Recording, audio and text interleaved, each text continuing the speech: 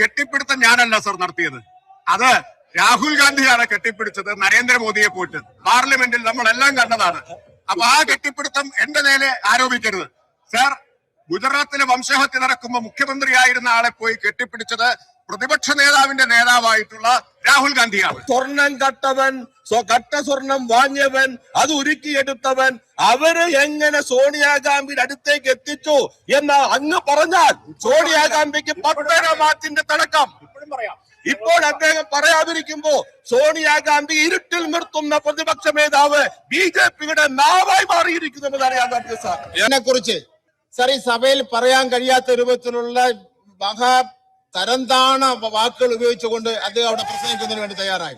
ഇവിടെ ഈ സഭയിൽ ഇരിക്കുന്ന ഏതെങ്കിലും മന്ത്രിമാർ ബഹുമാനപ്പെട്ട പ്രതിപക്ഷ നേതാവിനെ സംബന്ധിച്ചിടത്തോളം ഉപനേതാവ് കുഞ്ഞാലിക്കുട്ടി സാറിനെ സംബന്ധിച്ചിടത്തോളം എന്തെങ്കിലും ഒരു ബുദ്ധിമുട്ടുണ്ടാകുന്ന വാക്ക് ഉപയോഗിച്ചിട്ടുള്ളത് സാർ. എന്ന ശേഷം ബഹുമാനപ്പെട്ട പ്രതിപക്ഷ നേതാവ് സഭയിൽ വന്ന് കള്ളം പറഞ്ഞു, പച്ചക്കള്ളം പറഞ്ഞു. ഞാൻ അങ്ങനെയൊന്നും ഒരു വാക്ക് ഉപയോഗിച്ചില്ല എന്ന് പിന്നെ കള്ളം പറഞ്ഞു.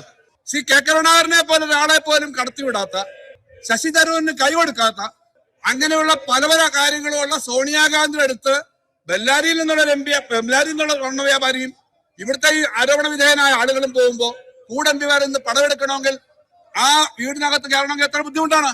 അവിടെ കയറിപ്പോ ഇതെല്ലാം ചെയ്യുമ്പോ എന്താ ഉദ്ദേശമുണ്ട്? ഇന്നലെ സഭയിലുണ്ടായ പ്രശ്നങ്ങളെ കുറിച്ച് ബഹുമാനപ്പെട്ട മുഖ്യമന്ത്രി വളരെ വാസ്തവ വിരുദ്ധമായ ഒരു പ്രസ്താവന നടത്തി. ഞങ്ങൾ വാച്ച് ആൻഡ് വാർഡിനെ വടികൊണ്ട് അടിച്ചു എന്നുള്ള തെറ്റായൊരു പ്രസ്താവന നടത്തി. അദ്ദേഹം അത് പിൻവലിക്കണം. 1. 2, ഇവിടെ കോപ്രായമാണ് നടത്തിയെന്ന് പറഞ്ഞു. സാർ, ഇവിടെ കോപ്രായം നടത്തിയത് ആരാണെന്ന് എല്ലാവർക്കും അറിയാം. കോപ്രായം നടത്തിയ ആളുകളൊക്കെ അപ്പുറത്തിരിക്കുന്നുണ്ട്. ഞങ്ങൾ ആരും ഒരു കോപ്രായവും നടത്തിയിട്ടില്ല. സഭാ നടപടികൾ സംഭിപ്പിക്കാൻ വേണ്ടിയിട്ടുള്ള ശ്രമം ഞങ്ങൾ നടത്തി. അത് ഞങ്ങൾ പറഞ്ഞുകൊണ്ടാണ് ചെയ്തത്. സഭാ നടപടികളുമായി ഞങ്ങൾ സഹകരിക്കുന്നില്ല. അതിനൊരു തെറ്റായ പ്രചരണം നടത്തുന്നത്, ആ ചോദ്യോത്തരത്തിന്റെ പേരിൽ മൈക്ക് കിട്ടുമ്പോൾ മന്ത്രിമാർ സോണിയാഗാന്ധിയെയും പ്രിയങ്ക ഗാന്ധിയെയും ആക്ഷേപിക്കുന്നത്, സാർ അതെല്ലാം ഇവിടുത്തെ രേഖയിൽ കിടക്കുകയാണ്. നിയമസഭയിൽ സോണിയാഗാന്ധിയും പ്രിയങ്ക ഗാന്ധിയും പ്രിയപ്പെട്ട നേതാക്കളാണ്. ഒരാൾ ഇവിടെ നിന്നുള്ള എം പി ആണ്, കേരളത്തിൽ നിന്നുള്ള.